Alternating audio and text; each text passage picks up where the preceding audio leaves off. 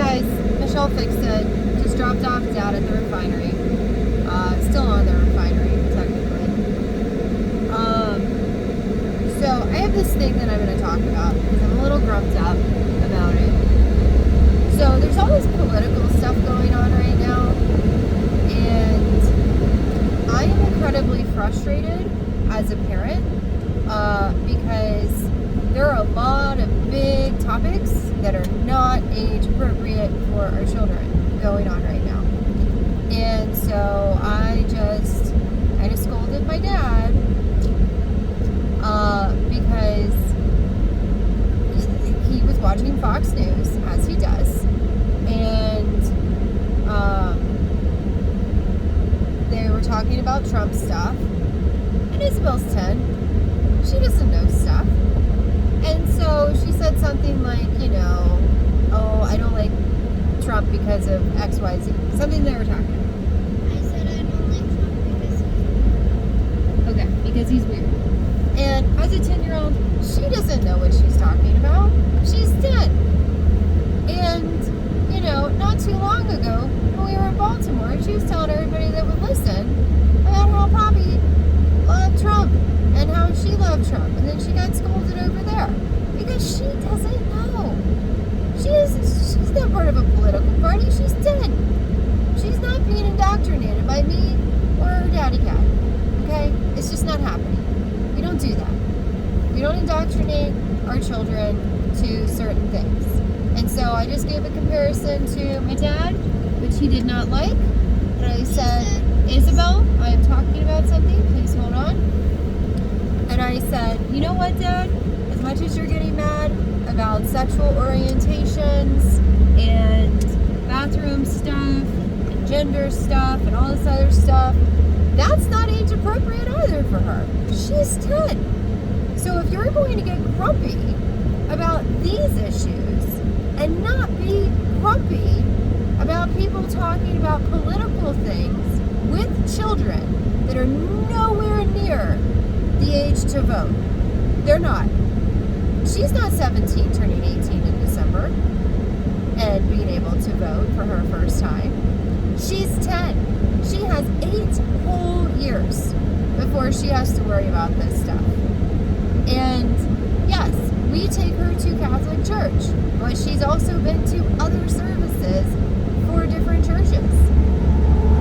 Because people should be able to hold whatever political values they want, and if their children hear about itty-bitty bits here and there because people are talking about it and they just happen to hear it, then that's kind of like if something pops up on the TV and it's not appropriate, you change the channel. As an adult and as a parent of a child, your responsibility is to ensure that they are not hearing about things that are not developmentally or age appropriate for them. If you're mad about what's going on with sexual orientation stuff, with any of the ism stuff, then if you want to be the person that is like open about things, you need to do it in a child appropriate way. Because my dad getting all grumped up with her about Trump stuff was not appropriate. Just like it's not appropriate for things that children are not even thinking about at their age. Like there are some things that I don't agree with, where it's, oh, we should start talking about genders and orientations and stuff like that in pre-K. No, we shouldn't. We should let our children do whatever they want to do and not try to indoctrinate them in a political way, in a racism-y way, in a sexism way, in any of those types of ways. Those are concepts that are really big topics that they don't need to be hearing about. If a little boy wants to play dress up at his pre-K or his child care center or his daycare center or whatever you want to call it, or if he's in Head Start and he wants to be a princess for the day, fine, let him be a princess. He's a boy. Are you going to force him to play with trucks? If he wants to play in the kitchen for a little while, are you going to force him to go back to those trucks? Pick up that shovel? No. You let him do what you want to do. And this is not a practice preach thing. I had a little boy in my daycare, and he liked wearing dresses, and he was in pre-K. And, you know, mom was like, yeah. And dad was like, I'm not happy. And I'm like, look, he's 3. He doesn't care.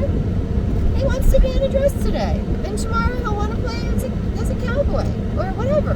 Like, leave him alone. Let children play. Let them grow and develop in their own special way. See, I told you, I rhyme sometimes just without even thinking about it. But that kind of stuff will make me mad. It will make me belligerently mad. Because dad's like, whoa, Biden eats babies. That is not something that this child needs to hear. At all. That is not age appropriate or developmentally appropriate. And this Ram, it wants to bully me because I'm in a Trailblazer. Not that one. That's a Crown Vic. He doesn't care. But they both decided to go with their turn thing. And, you know, Crown Vic wants to... They were in the wrong. I was the one turning because I had the right of way. Anyways, random segue. Leave the children alone. Stop bringing grown-up conversations to the table that shouldn't be there. I'm going to be so fed up with this garbage. Like, leave it alone. And if we're having all these bathroom discussions and stuff like that, you know what? If it's such a big deal for everybody, then everybody should have their own bathroom. Because I do not agree with having both genders or any gender and all genders going into the same bathroom. And you know why? There's a very specific situation that I can put in there. Because we were at some type of place where the bathrooms were for girls and for boys. And someone decided not to lock the door. And so my daughter went to go to the bathroom, opened the door, and there was a grown man who luckily was able to shield himself quickly enough so that my child wasn't scarred by seeing, you know, adult genitalia. But that's a perfect instance of, you know, we should have dedicated girls and boys bathrooms, and maybe they should be a little bit separate because, you know, stuff. And if everybody is worried about things happening, then it needs to be that, like, if you have stalled bathrooms because you can't fancy up and have single bathrooms where it's just one closed locked thing, then maybe, I'm going to say it, cameras in the bathrooms. Not in the stalls, but, like, that's a no-brainer for me. And if that means that the boys have to, for their little urinal things, instead of them all having a showing every time they decide to go pee-pees, that, you know, you slap some doors on the urinals, then that's fine. Because nobody should be looking at anybody else's bits. Just like in kindergarten. If there are, you know, if there's dangly bits there, come on, go on, Ringo trailers, go on. If there's dangly bits, but they identify as a non-dangly bit, then they walk in, you don't know what they have going on with their stuff, they don't know what you have going on with your stuff, because nobody should be looking at other people's parts in the bathroom. That's a pre-K rule. Like, you put them in the bathroom and you have an adult in there to make sure that nobody harasses anybody else. And if you don't have the money or the staffing for that kind of stuff, then you put a camera right there where the sinks are. Because everyone is still protected once they are walled off. But then, if somebody decides to pull another person into the bathroom stall and something happens, you can clearly see person A was washing their hands, person B was in the stall, person B opened the door, aggressively grabbed person A, threw him in the stall. And that way when person A goes to the principal's office and says, hey, person B did XYZ with me because I was just washing my hands, then you have videography. So you go on there and you see it. It's only taboo if you have it in a space where bits are being shown. Just saying, you know, there might have been a situation or, you know, a big thing that happened that Esme Cow was telling me about with Virginia and public schools, that if there was a camera right there where the sinks are, because nobody should be washing bits in the sink. And if you're worried about kids hanging out in the bathrooms and you're worried about having cameras in the bathrooms, you have a camera right there where it's just the sinks. Just the sinks and the stalls. And you slap some doors and, you know, stalls where the urinals are. All this, like, stuff is so overcomplicated. It is absolutely ridiculous. And my daughter getting brought into it, or my older child being brought into it, because, like, I've seen some little picking going on over there, and I I still don't know like what to do with that because I have my little Instagram whatever thing because they're on Instagram and they're on TikTok, and I have like the Michelle Fix It stuff, which I haven't done anything with, and I guess I'm gonna have to start doing some stuff with. I don't know. But they're even picking at them. It's ridiculous. And Charlie's a baby, so if anybody starts picking on him, it has some issues. Isabel was getting picked on for her hair color and her eye color and her eyelashes and her skin tone and her freckles when she was in school. Like, it happens all over the place. She was getting bullied. I didn't like it. My first one got bullied. I didn't like it. I went up to the school. I was involved in the school. But because I was a younger mom, it took me a little bit longer. I don't like all this catty crap. You know, poking at teachers and stuff. And I know from personal experience that some teachers are great teachers, but because they don't know the social construct and they don't want to be drinking it up after work, they don't get to go into more fanciful jobs because they're not popular. That's all high school crap. It's ridiculous. So that's my soapbox speech. Politics need to stay out of children's lives. Ism stuff needs to stay out of children's lives. There's an age range where it's appropriate to do certain things. But if you're going to get grumpy over orientation stuff and bathroom stuff, but then you're going to sit there and tell a 10-year-old that somebody eats babies, something's wrong with that. What? You hear that? I don't want Charlie to be eaten. Because that is a grown-up thing that has been talked to a child. And we don't do that. Because then you get to deal with me. And I don't care if you're my dad or you're my husband. If you're doing something that's not in the best interest of my child, oh, this is cool. What is this?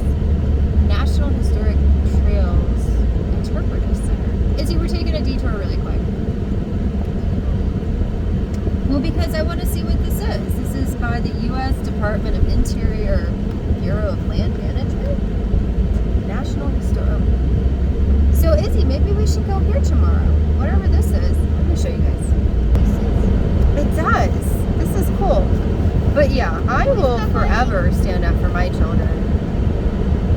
Because I'm not going to have some person, whether it's a family member, spouse, or whatever, I'm not having anyone who has my children to think that like somebody's going to come and eat their brother.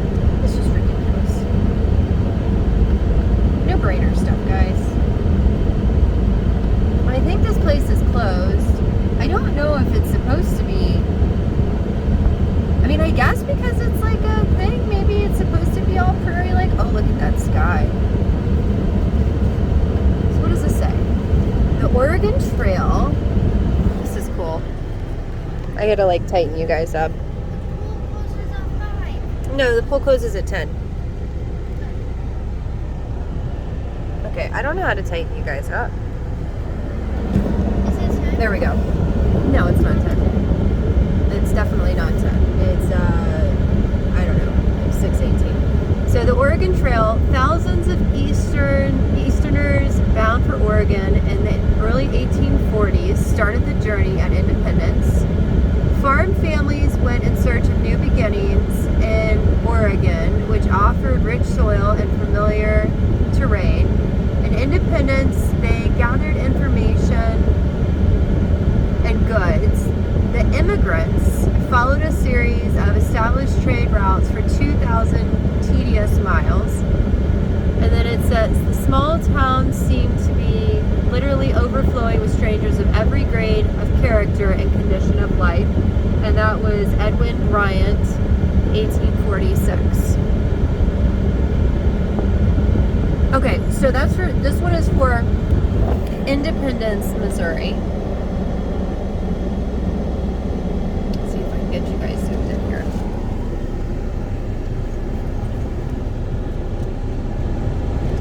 Yeah, we should do this tomorrow.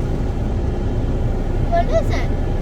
I don't know. It's probably like something that we have to like travel. Izzy, I'm trying to take pictures. So you tapping me on my shoulder is not very nice. All right, and then we have the California Trail, which I didn't even know that was a thing. California? Yeah, California. California. I'll read it in a second. I'm taking pictures of it first.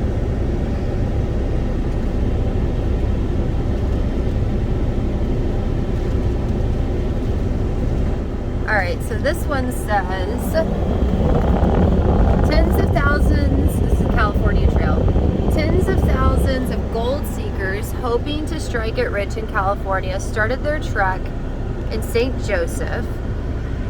Traffic increased dramatically on the trail in 1849 as men set out in pursuit of their fortunes. They traveled light to get there fast. Some went to settle permanently. Others expected to return home rich. St. Joseph, Missouri was a bustling staging ground where shops sold supplies for the trip. There are but few women to be seen, nothing but men, mules, and tents. And that was by Dr. Charles E. Boyle in 1849. And that is for St. Joseph, Missouri. So why are we talking all about this New Jersey? I mean, I guess they were on the thing. Mommy, those look like mountains. They do. Yeah. And this one says the Pony Express Trail.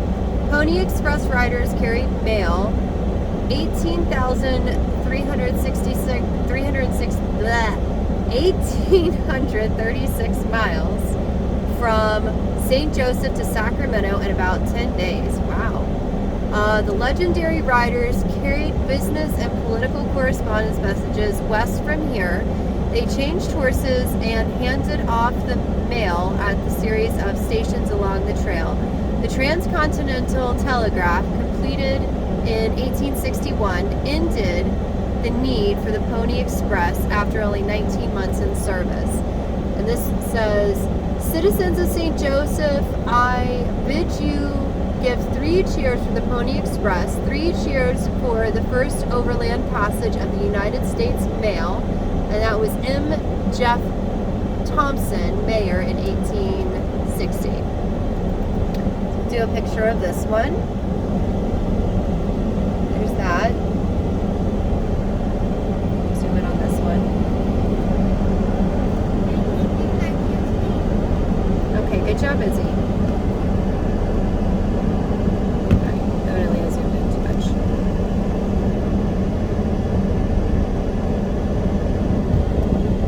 And then we have the Mormon Trail. Mormon Trail. Mormons set out in search of their promised land from settlements on the Missouri River. Mormons gathered at winter quarters from Nauvoo, Illinois, and elsewhere to prepare for the final 1,200-mile journey to Utah.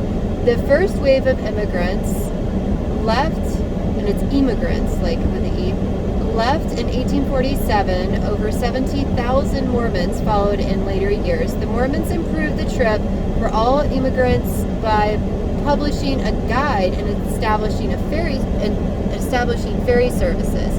And this says, the town is filled with Mormons, but the largest part of them are going to Salt Lake this spring. And that was by Charles Stevens in 1852. So we shall take a picture, cha, and we shall take another picture, cha, and then we will look at what is going on, because we do not know, but we know that the sky is blue. So open daily, free entry, closed Thanksgiving, Christmas, New Year's Day, April through October, 8 to 5, November through March, 9 to 4:30 p.m. So we could go and try this, figure this out tomorrow. And there's like a stagecoach thing, like a wagon thing, you see? Look at that. And then they have like a little cabiny thing over there. And it's all like weedy and stuff because like, this is how it was. So this has got to cut down on like landscaping. So this is cool. They would have horses with that. Oh, and look, this says Bill-centered agent, Garrison Pony Express Station. So that's how they used to make houses. They were like log cabins, and then they've got some type of little corral thing where they would keep horses. So this is super cool.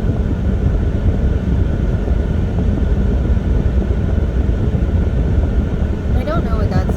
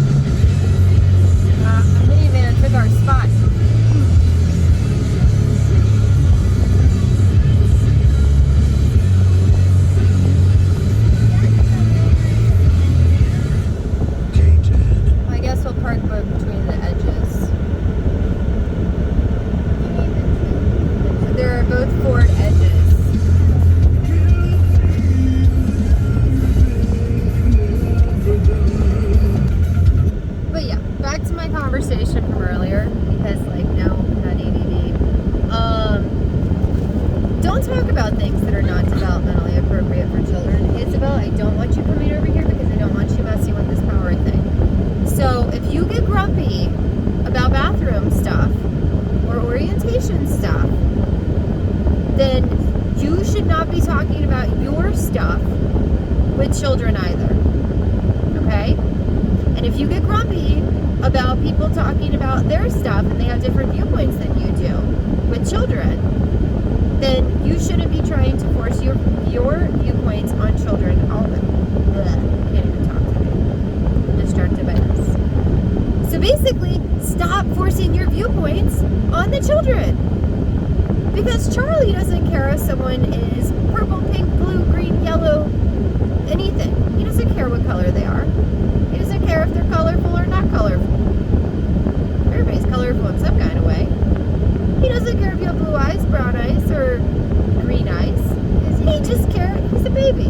He cares if you're nice to him. Yeah. So why don't we all just start working on being nice to each other? How about that? Isabel doesn't care what color you are because Isabel is a minority in a big city. Tons of friends different colors. And when she's not in the big city, she was kind of a minority in her school that she was going to. So for some reason, like, there's no blending anymore. It's all like one and one. And so maybe there should be some blending. Just saying, just the cuckoo bird mom that's really annoyed that I should even have to be talking about this because my children should not be getting opinions of adults shoved down their throats. Whether it's a red side or a blue side. How about we just go purple? Purple's the color that people like. Pink's the color that people like. The Pan 5. We have the pink, yellow, and it's actually the pink, yellow, and the cayenne. There's a color for everyone in there. Just saying. My favorite color is blue. That's great. Mommy's favorite colors are like red and pink, but then Mommy also likes black. And Mommy also likes like silver or chrome or stainless steel or brushed nickel. Mommy has a lot of colors that she likes.